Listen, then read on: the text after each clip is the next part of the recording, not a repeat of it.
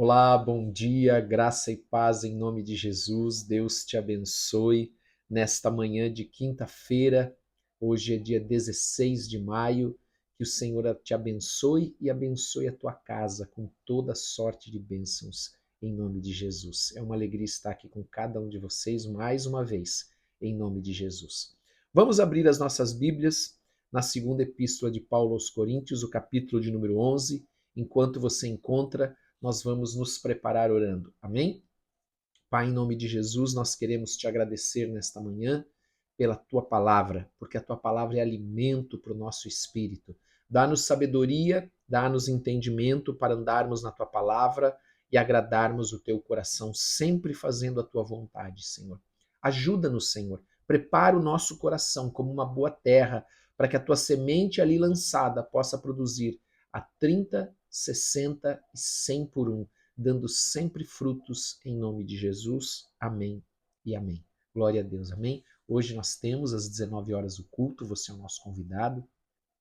Participe, tenho certeza que o Senhor vai trazer uma palavra poderosa para o teu coração.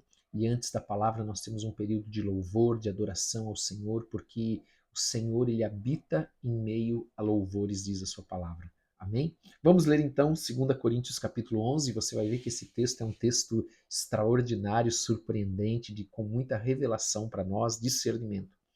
Paulo diz assim no capítulo 11 da segunda epístola aos Coríntios: quisera, deixa eu abrir aqui, vamos lá, eu não abri. Quisera eu me suportasseis um pouco mais na minha loucura. Suportai-me, pois, porque Paulo ele está no início desse capítulo defendendo ainda o seu apostolado e ele vai trazer alguns argumentos que eles são, é, no mínimo, no mínimo, reveladores, porque mostram que aquilo que acontecia naquele tempo acontece ainda hoje. É uma palavra atual para os dias de hoje. É uma palavra contemporânea. Amém? Diz então assim, ó, porque zelo por vós com zelo de Deus. Amados, Paulo ele tinha um zelo pelas ovelhas, porque ele sabia que ele iria prestar conta ao Senhor e ele amava as ovelhas do Senhor. Então ele diz, olha, eu tenho zelo por vós com zelo de Deus, de tanto que ele amava a igreja, que ele se importava com a igreja, visto que vos tenho preparado para vos apresentar como virgem pura a um só esposo, que é Cristo.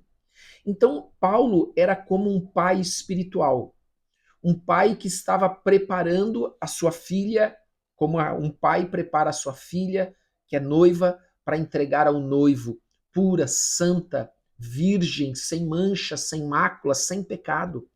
Então Paulo ele tinha essa preocupação e ele sabia que um dia ele iria ter que prestar conta das ovelhas que o Senhor havia colocado nas suas mãos, e estas ovelhas deveriam estar preparadas para serem apresentadas ao Senhor como uma noiva. Você sabe que no Antigo Testamento, Israel era considerada a noiva do Senhor. Agora, no Novo Testamento, a igreja é a noiva do Senhor. Amém? Versículo de número 3. Mas receio que assim como a serpente enganou a Eva com a sua astúcia. Lembra do engano da serpente, da astúcia da serpente, seduzindo Eva e dizendo para ela, olha, se você comer do fruto desta árvore, primeiro que você não vai morrer, mas você vai ser como Deus, conhecendo o bem e o mal. Olha, amados, aí a concupiscência da carne, a concupiscência dos olhos, a soberba da vida. E então ela enganou a Eva com astúcia, assim também seja corrompida a vossa mente e se aparte da simplicidade e pureza devidas a Cristo. Então Paulo tinha este receio, esta preocupação de que assim como a serpente entrou no jardim, a serpente, por meio desses falsos apóstolos, tivessem entrado na igreja e estivessem corrompendo da simplicidade e da pureza que é devida a Cristo. Simplicidade porque o evangelho é simples, amado. O evangelho, ele é simples, o evangelho da cruz, ele é simples para que todos possam entender que Deus amou o mundo de tal maneira que deu o seu Filho unigênito para que todo aquele que nele crê não pereça, mas tenha vida eterna.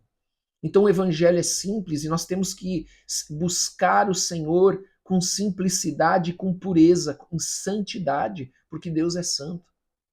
E no versículo de número 4 ele diz: se na verdade vindo alguém prega outro Jesus que nós não temos pregado, ou se aceitais espírito diferente que não tendes recebido, ou evangelho diferente que não tendes abraçado, a esse de boa mente o tolerais. Então Paulo está dizendo, olha, vocês estão recebendo pessoas que estão pregando um evangelho diferente, que estão trazendo para dentro da igreja um espírito diferente, que não é o Espírito Santo, o Espírito do Senhor. Pregando um Jesus que não é o Jesus que nós pregamos para vocês, mas também é um outro Jesus.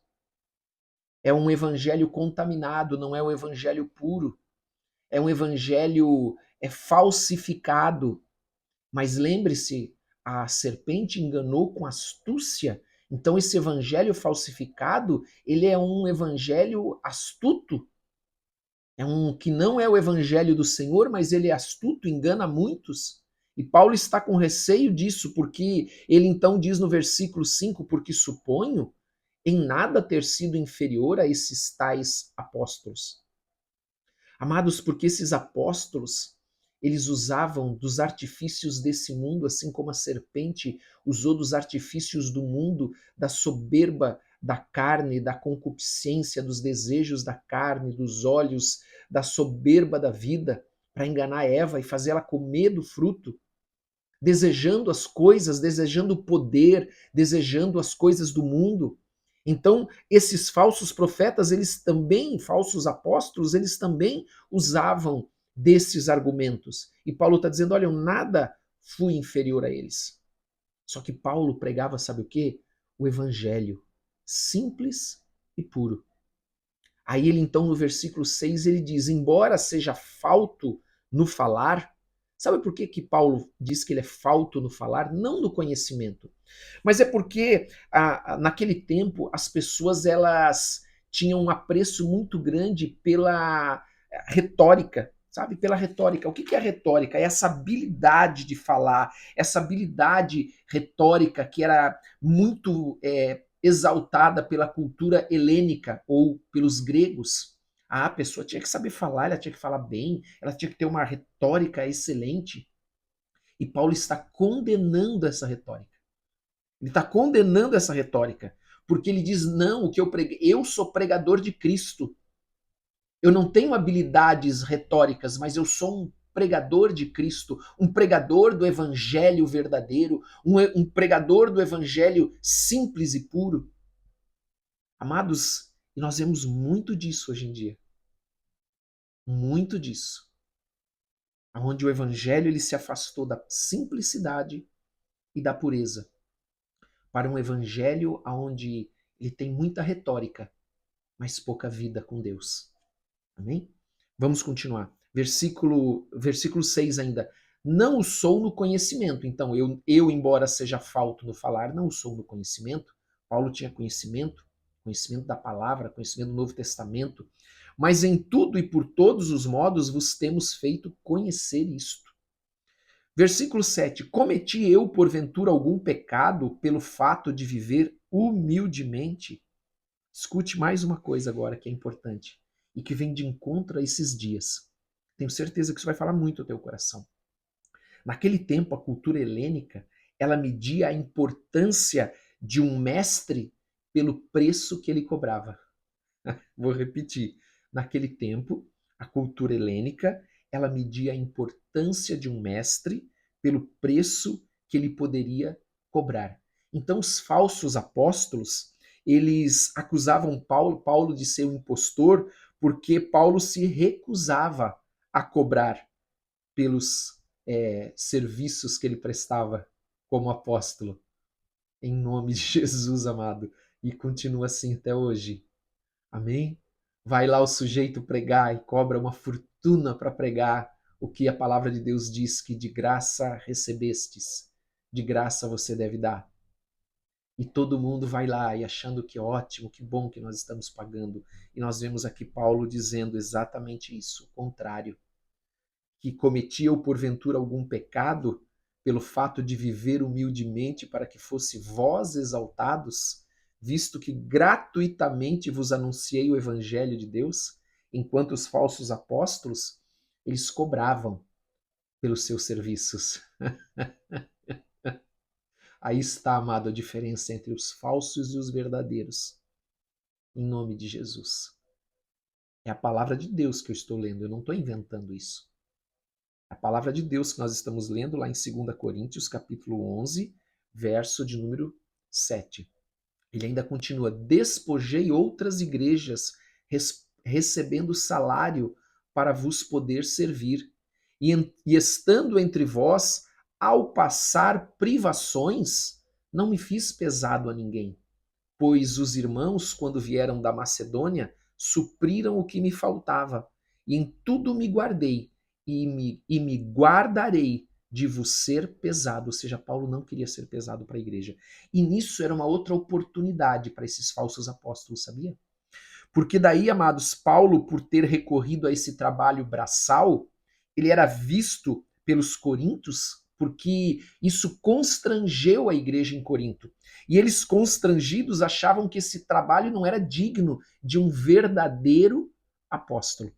Então, muitos acreditaram no que os falsos apóstolos pregavam e ensinavam e falavam mal de Paulo, porque Paulo foi visto como alguém que não era um verdadeiro apóstolo por fazer trabalhos braçais, porque você sabe que Paulo era um fazedor de tenda, para não ser pesado à igreja. Oh, amados, queriam ser enganados, né? Assim como a igreja de hoje gosta de ser enganada. Ai, Jesus, tem misericórdia. A verdade de Cristo está em mim. Por isso não me será tirada essa glória nas regiões da Caia. Por que razão? É porque não vos amo? Deus o sabe, porque Paulo amava a igreja, amados. Mas o que faço e farei é para cortar ocasião àqueles que buscam com o intuito de serem considerados iguais a nós, naquilo em que se gloriam. Então Paulo dizia, eu tenho prazer em não cobrar, em trabalhar com as minhas mãos, para que eles não possam se comparar a mim, para que eles sejam de fato diferentes de mim. Enquanto eles querem as coisas do mundo, eu quero as coisas do céu. Enquanto eles pregam o mundo para vocês, eu prego o reino de Deus para vocês. Glória a Deus. Porque os tais falsos apóstolos, obreiros fraudulentos, transformando-se em apóstolos de Cristo.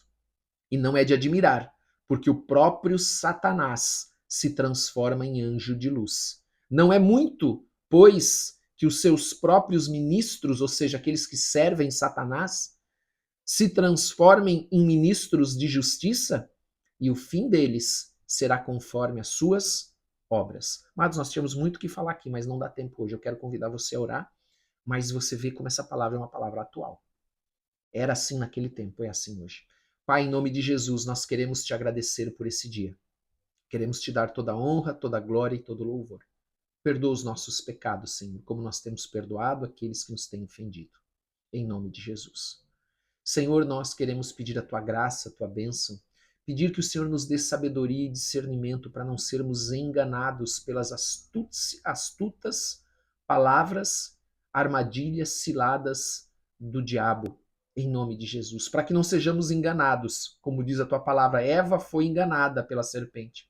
Que o Senhor nos ajude para que não sejamos enganados por Satanás e os seus ministros, em nome de Jesus. Dá-nos sabedoria, discernimento, revelação da tua palavra, em nome de Jesus.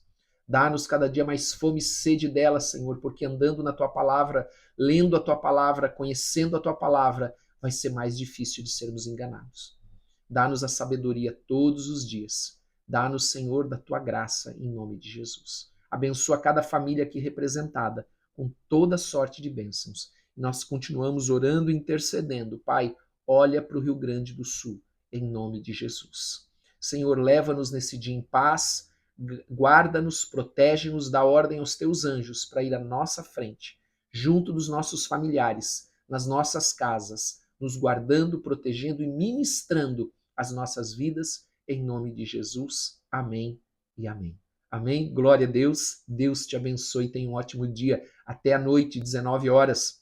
Que o Senhor derrame da sua graça sobre você. Não esqueça de dar like, de compartilhar e de colocar nos comentários o teu pedido de oração. Nós oramos por todos. Amém? Deus te abençoe. Tenha um ótimo dia em nome de Jesus.